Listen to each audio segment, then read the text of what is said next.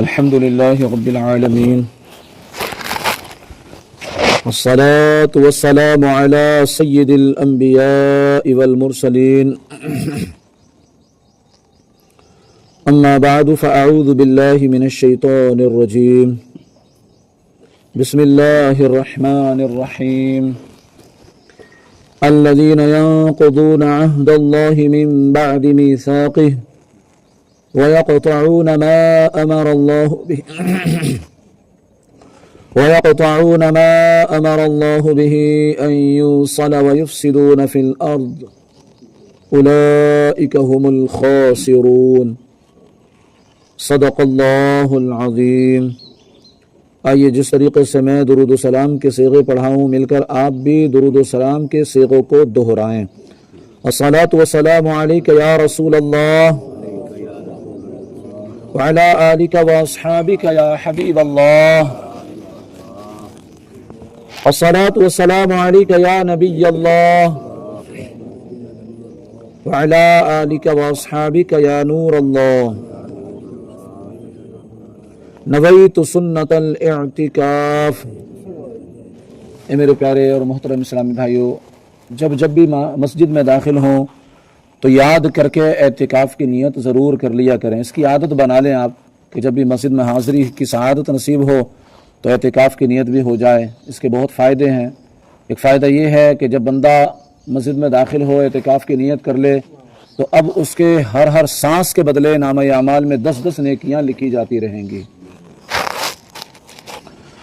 اللہ پاک کلام مقدس میں ارشاد فرماتا ہے الذین ینقضون عہد اللہ، وہ لوگ جو اللہ کے وعدے کو پختہ ہونے کے بعد توڑ ڈالتے ہیں اور اس چیز کو کاٹتے ہیں جس چیز کو جوڑنے کا اللہ نے حکم دیا ہے، اور زمین میں فساد پھیلاتے ہیں تو یہی لوگ نقصان اٹھانے والے ہیں۔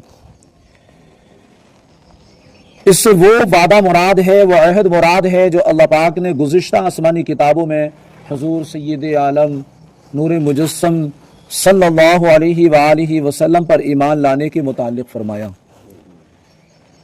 ایک قول یہ ہے کہ وعدے 3 ہیں، عہد 3 ہیں۔ پہلا وعدہ وہ جو اللہ پاک نے تمام اولاد آدم سے لیا کہ اس کی ربوبیت کا اقرار کریں، اس کا بیان سورہ اعراف آیت نمبر 172 میں ہے۔ دوسرا عہد انبیاء کرام علیہ السلام کے ساتھ مخصوص ہے کہ رسالت کی تبلیغ فرمائیں اور دین قائم کریں، اس کا بیان سورہ احزاب آیت نمبر 7 میں ہے۔ اور تیسرا عہد علماء کے ساتھ خاص ہے، علماء کرام کے ساتھ میں خاص ہے کہ حق کو نہ چھپائیں، اس کا بیان سورہ آل عمران آیت نمبر 187 میں موجود ہے۔ ما امر اللہ بہ، جس چیز کا اللہ نے حکم دیا۔ اب یہاں قابل توجہ بات، جن چیزوں کے ملانے کا حکم دیا گیا وہ یہ ہیں رشتہ داروں سے تعلقات جوڑنا، دوسرا مسلمانوں کے ساتھ دوستی و محبت کرنا، تیسرا تمام انبیاء علیہم السلام کو ماننا، چوتھا تمام کتابوں کی تصدیق کرنا اور حق پر جمع ہونا۔ ان کو قطع کرنے کا معنی ہے کہ رشتہ داروں سے تعلق توڑنا، ختم کرنا، انبیاء علیہ السلام کو نہ ماننا اور اللہ تعالیٰ کی کتابوں کی تصدیق نہ کرنا۔ اچھا، ہمارے یہاں ہوتا کیا ہے رشتہ داروں سے تعلقات توڑنے اور جوڑنے کے تعلق سے؟ یہاں تو توڑنا ہے تو اللہ کی رضا کے لیے، اگر بددین ہے بدعقیدہ ہے تو اس سے تھوڑی ہم رشتہ داری رکھیں گے، تو اب اس سے رشتہ داری توڑنا یہ اللہ کی رضا کے لیے ہوا ہے نا۔ اور اگر رشتہ داری جوڑنا ہے تو یہ بھی اللہ کی رضا کے لیے ہونا چاہیے۔ آؤ حدیث پاک سنیں اور ایمان کو تازہ کریں۔ میرے پیارے نبی رسول ہاشمی مکی مدنی محمد عربی صلی اللہ علیہ وسلم نے فرمایا میں تمہیں ایسے لوگوں کے بارے میں نہ بتاؤں جو مجھے بہت پسند ہے۔ توجہ ہے نا جملے پہ؟ میرے آقا فرماتے ہیں میں تمہیں ایسے لوگوں کے بارے میں نہ فرماؤں، میں تمہیں ایسے لوگوں کے بارے میں بتاؤں جو مجھے بہت پسند ہے، بہت پسند ہے اور میرے بہت ہی قریبی بھی ہیں۔ अल्लाहु अकबर। साहबा इकराम अलैहिम रिज़वान ने अर्ज़ की, क्यों नहीं या रसूल अल्लाह सल्लल्लाहु अलैहि वसल्लम, ज़रूर बताइए। फरमाया, तुम में सबसे ज़्यादा अच्छे अखलाक और नरम पहलू रखने वाले वो हैं जो लोगों से मोहब्बत करते हैं और लोग उनसे मोहब्बत करते हैं।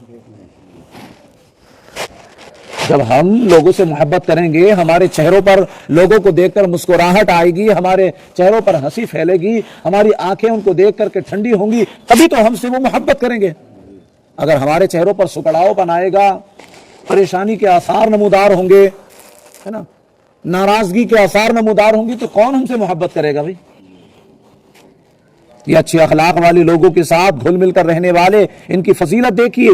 कुछ काम होते हैं जिन पर जन्नत की बशारत होती है और कुछ कामों पर जहन्नम से आजादी का इनाम मिलता है।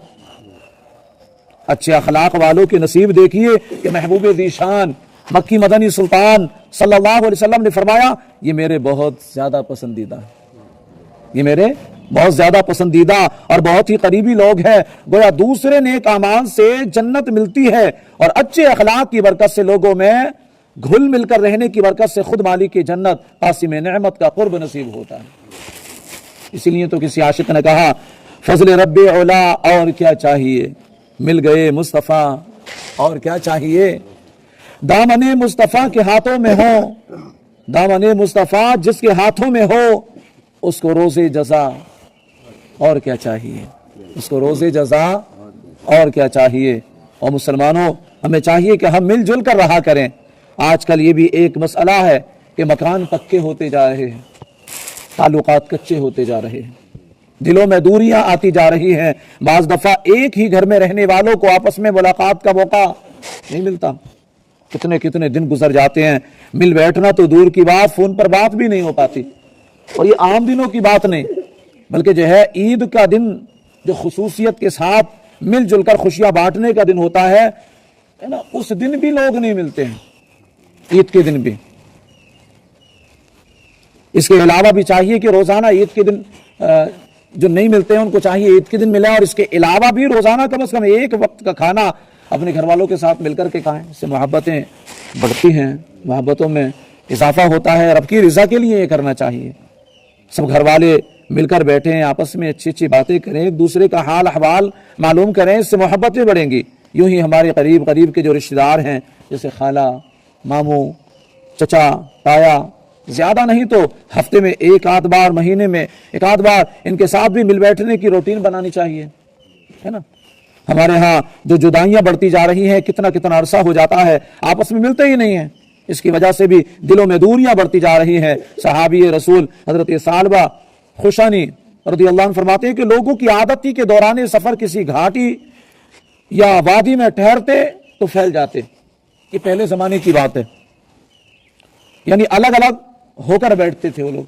सफर में तो एक साथ चलते थे सब काफिला बनाकर, लेकिन अगर कहीं ठहरना होता तो सब फैल जाते, अलग अलग जो है वो ठहरते।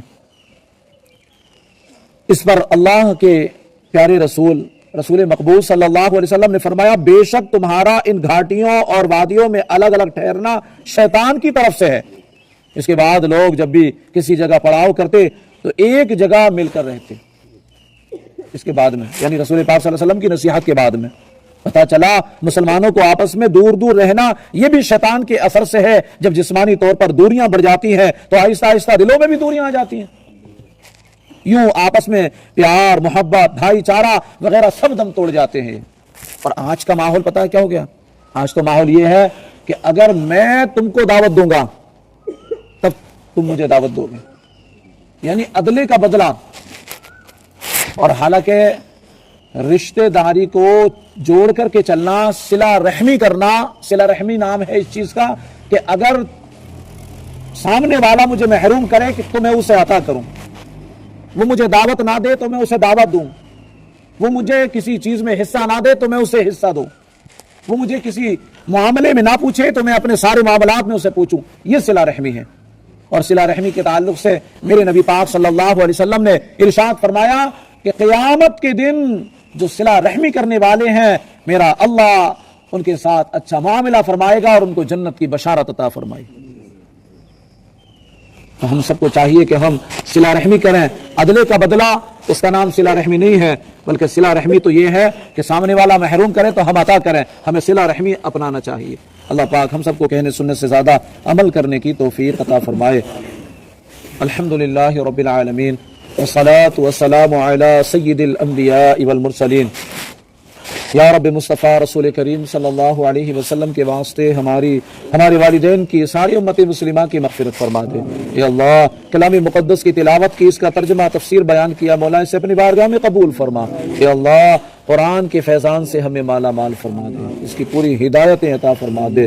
اے اللہ ہم سب کو تیرے محبوب پاک صلی اللہ علیہ وسلم کی پیاری پیاری سنتوں کا عامل بنا دے، سنتوں کے مطابق زندگی گزارنے والا بنا دے، آپس میں محبتیں بانٹنے والا بنا دے، دوریوں کو دور کرنے والا بنا دے، ایک دوسرے کے ساتھ محبت سے پیش آنے والا بنا دے۔ اے اللہ تیرے محبوب پاک صلی اللہ علیہ وسلم کا فرمان علی شان افسو السلام بینکم، سلام کو عام کرو، سلامتی میں رہو گے، ہم سب کو اس سنت پر عمل کرنے والا بنا دے۔ اے اللہ ایک دوسرے کو سلام میں پہل کرنے والا بنا دے۔ مولا ہمارے معاشرے میں خوشحالیاں عطا کر دے، بدحالیوں کو دور فرما دے، ہمارے معاشرے سے مولا تمام تر خرافات کو دور فرما دے، فسادات کو دور فرما دے۔ اے اللہ تمام تر حسد، بغض، کینہ، تکبر، ان تمام برائیوں کو دور کر دے۔ اے اللہ ہم سب کو تیرا مخلص بندہ بنا دے، تیرے محبوب کا سچا عاشق بنا دے، ہماری ان دعاؤں پر رحمت کی نظر فرما دے۔ سبحان ربک رب العزت عما یصفون وسلام علی المرسلین والحمد للہ رب العالمین۔ لا الہ الا اللہ محمد رسول اللہ صلی اللہ علیہ وسلم۔ یا نبی سلام علیکہ، یا رسول سلام علیکہ، یا حبیب سلام علیکہ، صلوات اللہ علیکہ۔ آپ کا تشریف لانا وقت بھی کتنا سہانا، جگمگا اٹھا زمانہ، حور گاتی تھی ترانہ۔